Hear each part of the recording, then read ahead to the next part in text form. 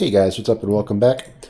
We're here, we're about to do some high-level nightmare dungeons, and in the last video we did the build guide for my endgame Whirlwind Barbarian build. It's basically straight off of the Max Roll page, and we'll continue to link the Max Roll article for this along with my build planner in d4builds.gg. But basically, after the last video, I started experimenting in Nightmare Dungeons a little bit, and I thought, okay, I'm doing 80s right now. Doesn't seem like I should be able to do 90s or 100. And then I decided, you know what, whatever, let's just give it a try. And I did a level 98 and cleared it like pretty easily, I would say. Got killed by the Butcher in it. I don't think I can kill the Butcher if I run into him, but I'm pretty sure that similar to like how in D3 when you hit certain breakpoints, like once you got your first like 6-piece set, for example, you could just jump into like Torment 7 or whatever. And this was like when it was out of like 11 or 13, right? So the way Diablo works is like you're not getting a lot of feedback from the monsters. It's more binary, like can you kill them and can you survive their hits? Yes, no. You're not like you're dodging some stuff on the ground, but you're not. It's not like a skill intensive game like some people make it out to be. It's all really more just gear checks. And my point is, okay, I think we have the gear we need to do a level 100 because I cleared a level 98 last night with a boss fight and it was kind of no problem. So we're just going to see how many of these sigils we need to roll before we'll get 100 that we can do. So let's see how this goes.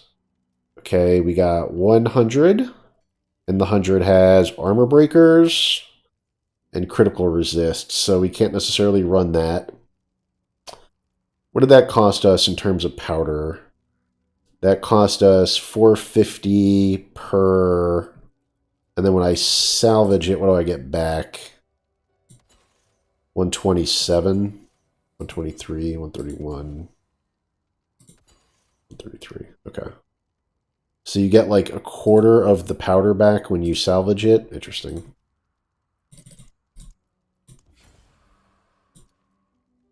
There's a 97.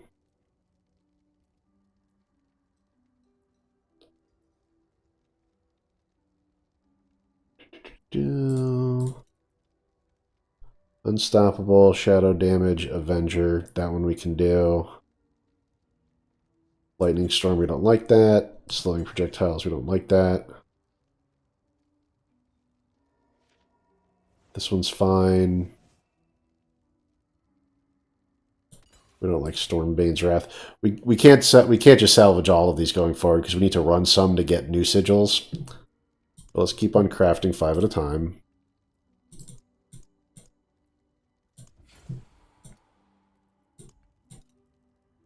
Okay, here's 100. CC, cold. Okay, we can run this one. And we deal 15% more physical damage. Cool. Okay, so we'll run that one, and then let's also just get some potions here.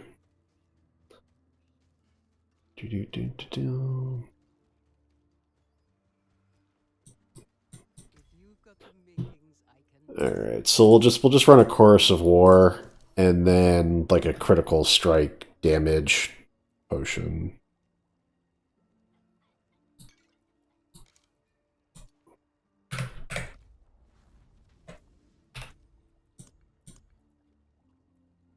All right, we'll run this one. If we need to switch into like a shadow resist potion, we can do that. Our resistances are okay. We've got our resistance boots on. We can roll that fire resistance into lightning resistance, which would help. And then, yeah, I don't know how important it is to get it to exactly 70, but we had already discussed how we're at the armor cap, so we don't have to worry about armor. But we do have to worry about our resistances.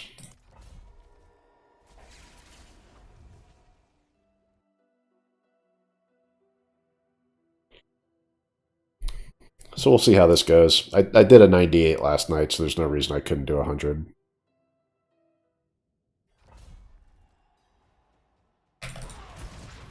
You just got to take each room kind of seriously is all. Now we're fortified.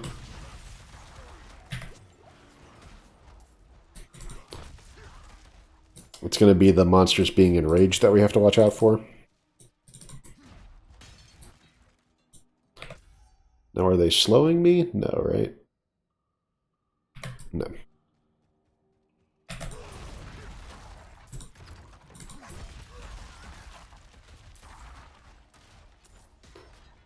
And basically the sentiment on Reddit is that clearing a level 100 isn't as difficult as it used to be. And I can already see that.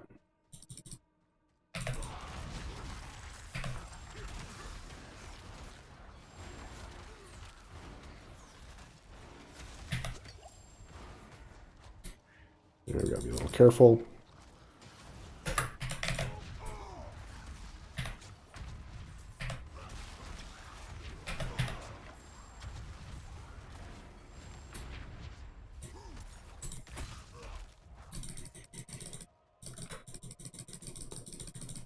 It's the enraged monsters dealing more damage that we're a little worried about.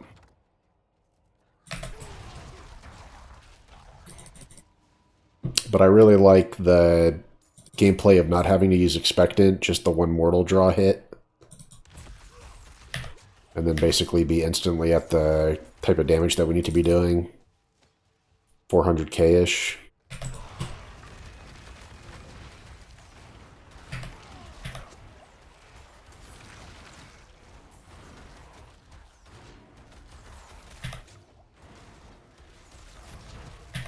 The stun actually helps a lot in terms of crowd controlling these kind of monsters.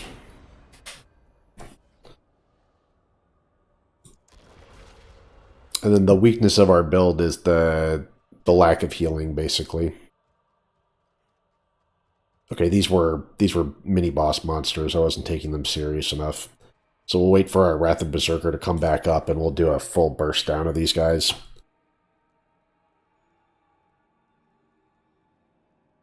Yeah, because there's two of them right there. So we'll just go, we'll pop the shouts, pop Wrath of the Berserker, hit them with charge. That should instantly build our fortify gauge, and then we should be okay.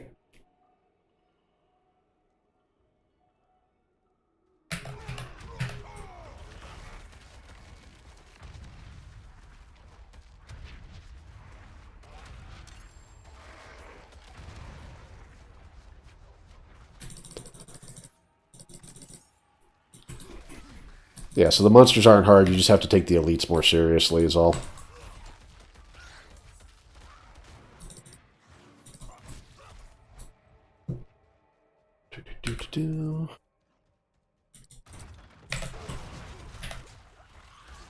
And we're not speedrunning the dungeon, we're just taking our time.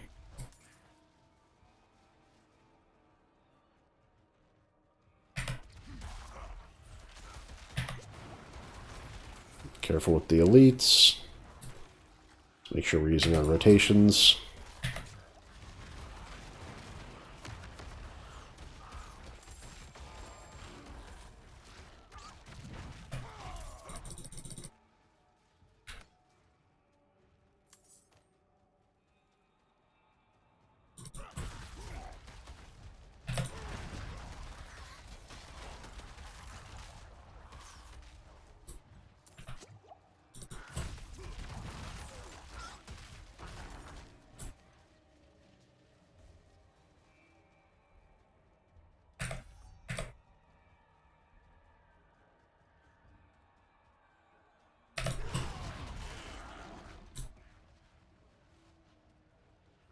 Yeah, so it's not really about skill, it's about gear and persistence and farming.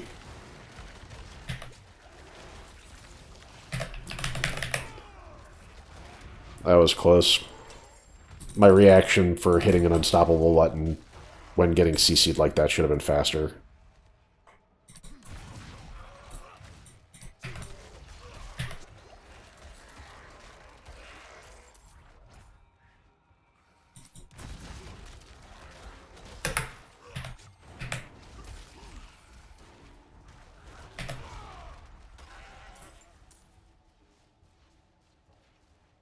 Okay, simple objective.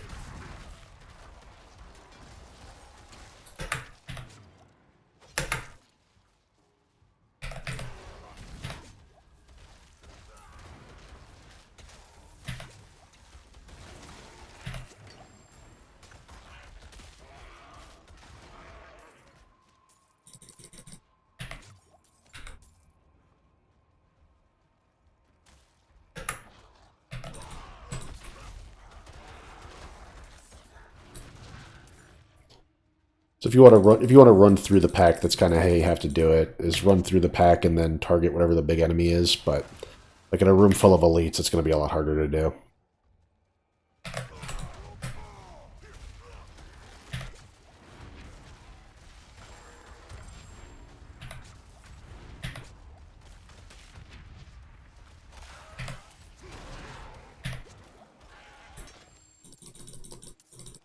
Okay, easy peasy.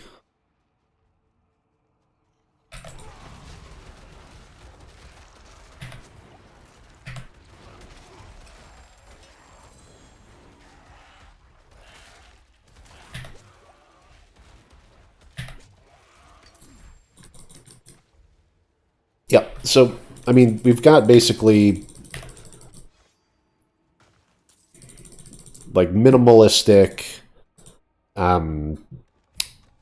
damage reduction effects, right? So it's like the chest has damage reduction, but we gave up some damage reduction on the helm, and on the pants we gave up a lot of damage reduction, right? A lot of effective defense, like our pants could have 3 DR stats and max life. Our chest is good, it's got total armor, max life, and 2 DR stats. And then the helmet could have max life and total armor, but that you don't need so much total armor there, so really just max life there to go with the max fury. And then when we went over the skill tree in the last video, there's all sorts of healing nodes and healing passives that we don't have. And then there's always a bunch more ways to get damage reduction in aspects. Or choice in glyphs like Undaunted or Territorial. Territorial has DR close, Undaunted has DR while fortified.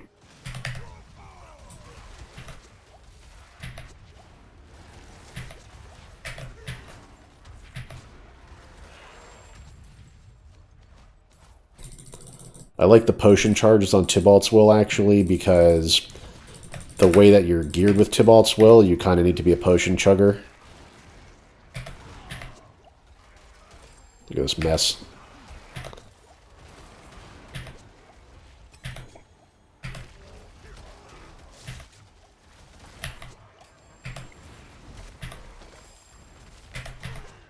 Charge is such a good skill. Ridiculous.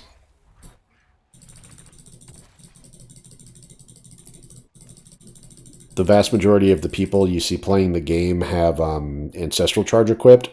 So basically, like I commented in my own video, the last video, every single Barbarian build uses Tybalt's Will on the Max Roll Endgame build guide page. Literally every single Barbarian build, whether it's the S tier builds or the B tier builds, they all use Tybalt's Will, and it makes sense because the Fury boost that it gives is huge, and Barbarians have a lot of functional sources of Unstoppable. So, like, the way I have my bar set up is good, but it's not exactly unique, right? Pretty much every Barbarian build is going to have Rallying Cry, Charge, and Wrath of the Berserker, and then just a different core skill.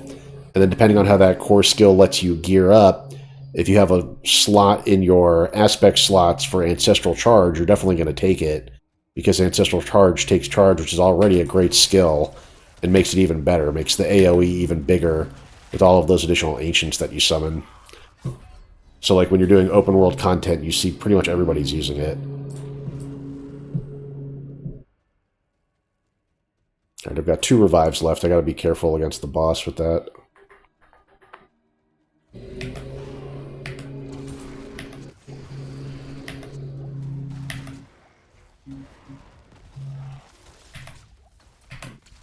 Our lightning res is weak, which is a problem.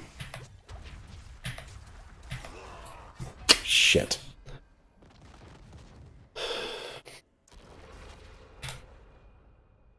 What are we gonna do about that?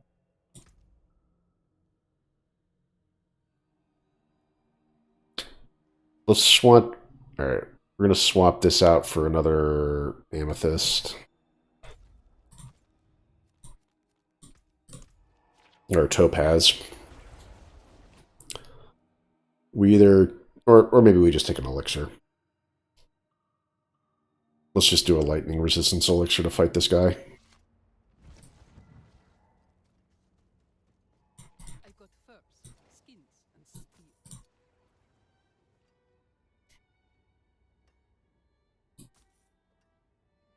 Everything in here should be 925. Cool.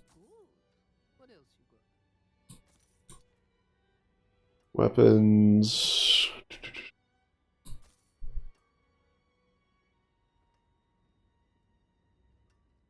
This ain't bad, but it's a pole arm.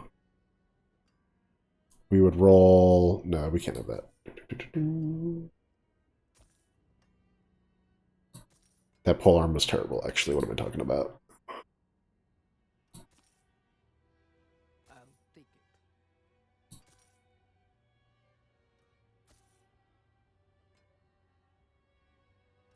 Okay. This has a low roll critical strike damage. But all stats, critical strike damage, damage while berserking. I can keep that, and I can roll the damage to bleeding to strength, and that's a 925 mace. That would be good for us. Good deal. Father bless.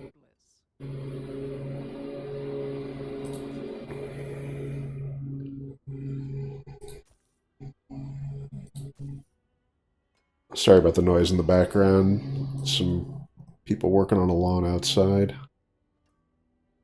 I'll take it.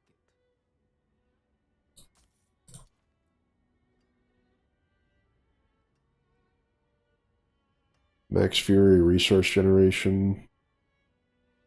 The 925 rings are going to be nice if I can switch into those because they have more resistance on the implicit. Same with the amulet. The amulet Resol scales with item power. And of course, none of this is going to matter in the updated version of the game. Alright, let's just pop a lightning potion to fight this one guy here.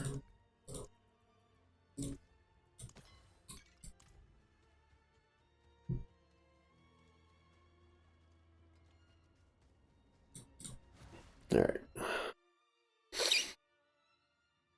Lightning is an important resistance because the enemies make like those lightning turrets, right? Lightning has like the harder effects to dodge. It's got the spinning lightning on the ground, and then it's got the lightning turrets that they make.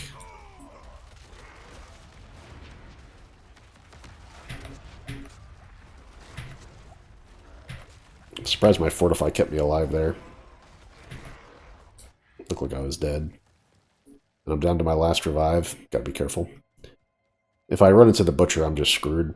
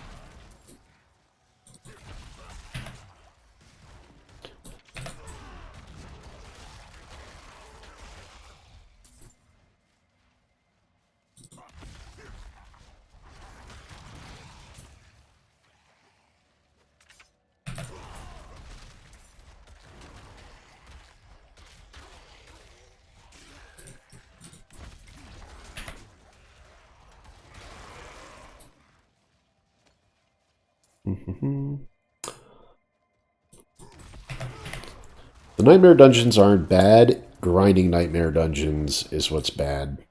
The Nightmare Dungeons themselves can be kind of fun as a additional activity.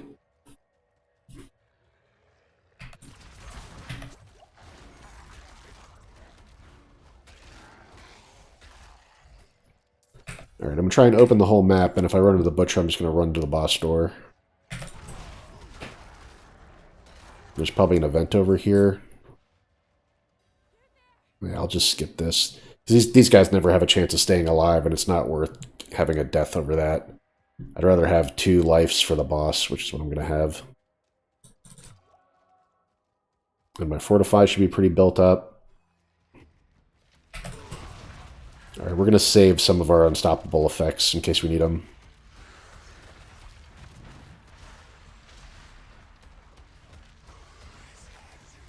We're just watching our berserking meter.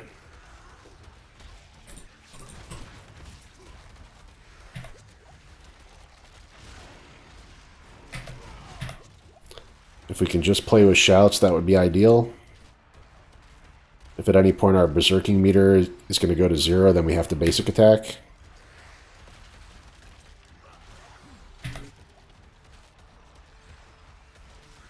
Okay.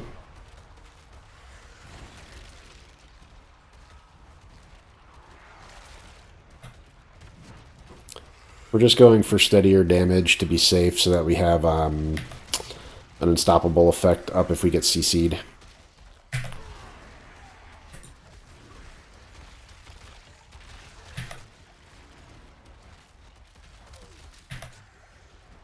Grab that potion just in case.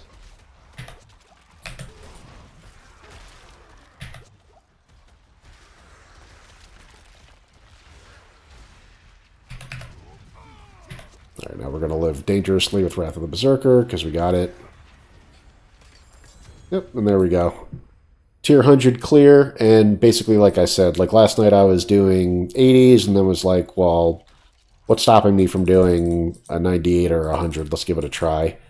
And that really is the case. It's basically just a gear check.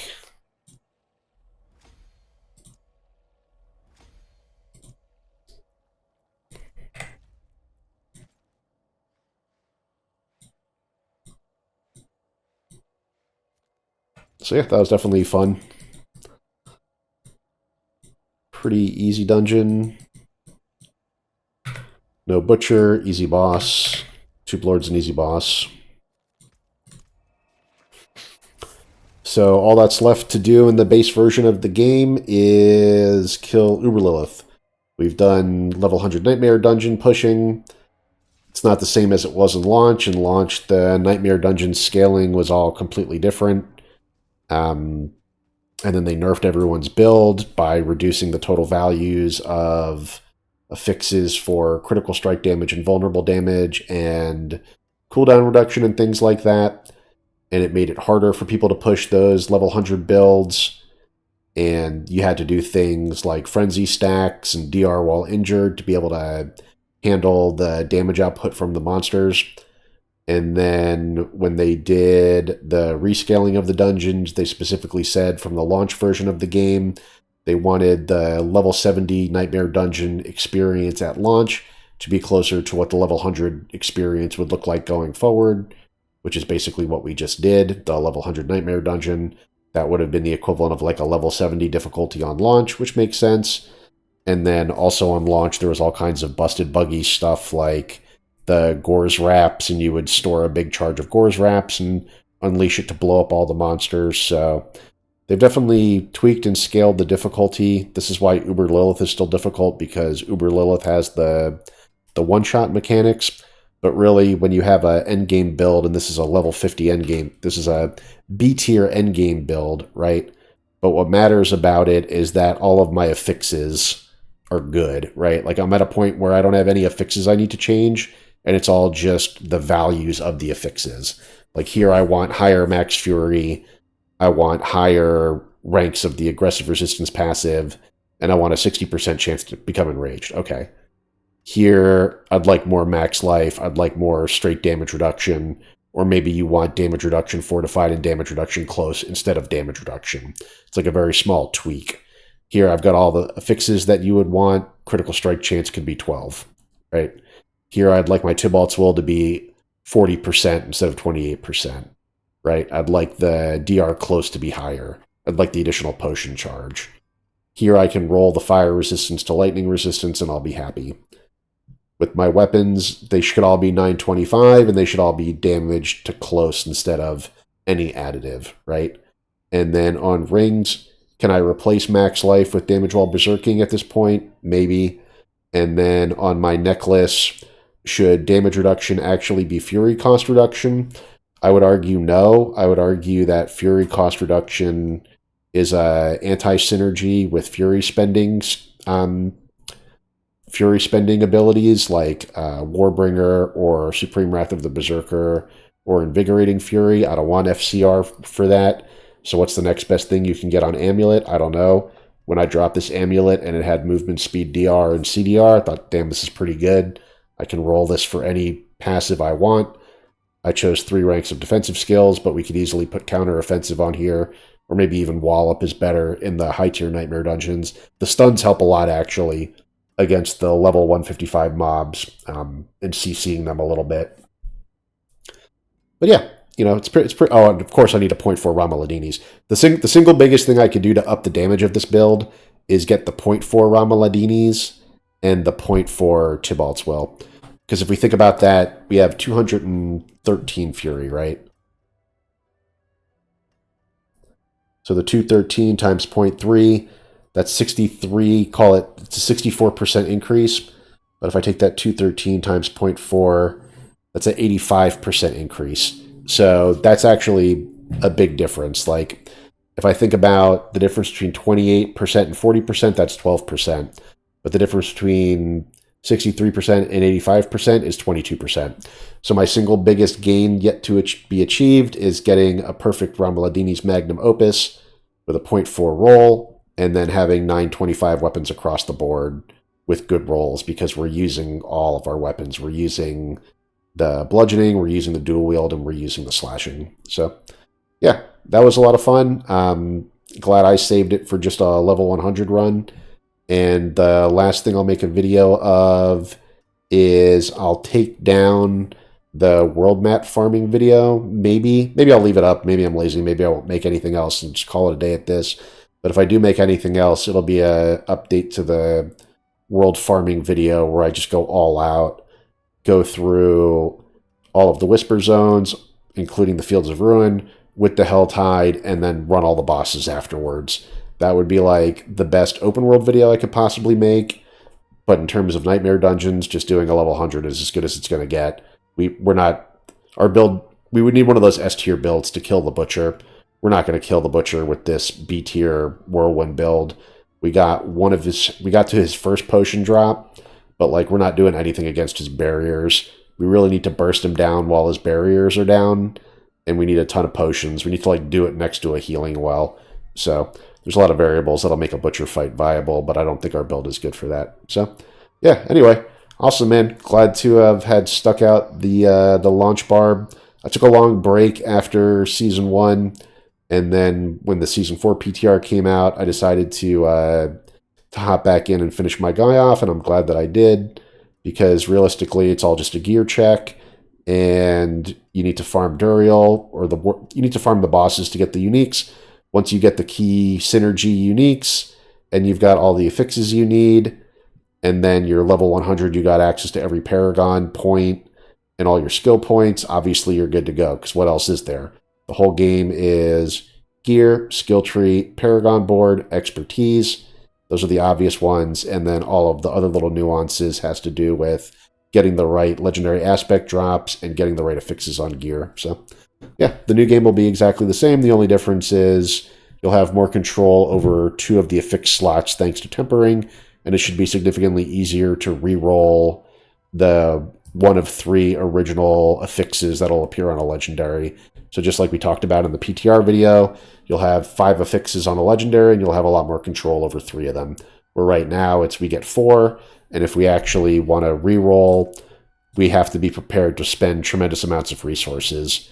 It cost us 12 million gold for the final reroll to get this total armor roll. We're going to roll to death for lightning resistance, and then maybe we roll to death for counteroffensive or wallop. Although I do like the defensive skill ranks, but when I did the math on the when I did the math here for our resource generation, the difference between this being 1.72 and this being 1.6 is not that severe when it's multiplying, right? So having those extra 3 ranks gives us like 20% with the shouts, and then like, I don't know, what is that?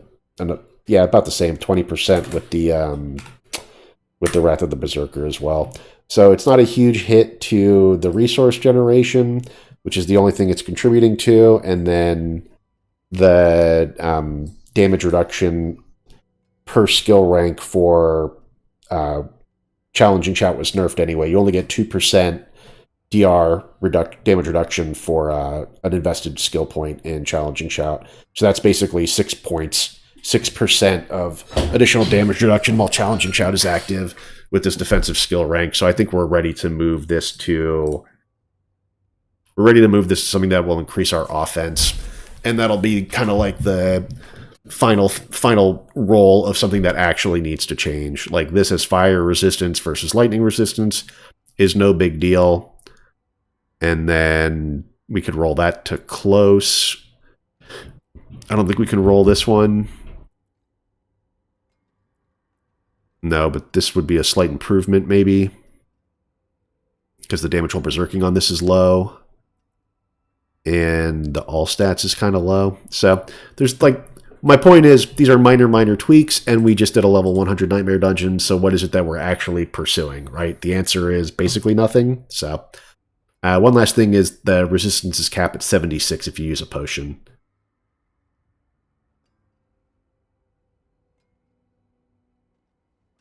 So normally the resistance is capped at 70, but if you use a specific potion, you can get the cap all the way up to 76. So that's why the 72.8% isn't green. If that usage of the elixir took us all the way above 76, it would show as 76 in green like that. Okie dokie. All right, that's enough for now. Thanks for watching, guys. Hope you enjoyed that one.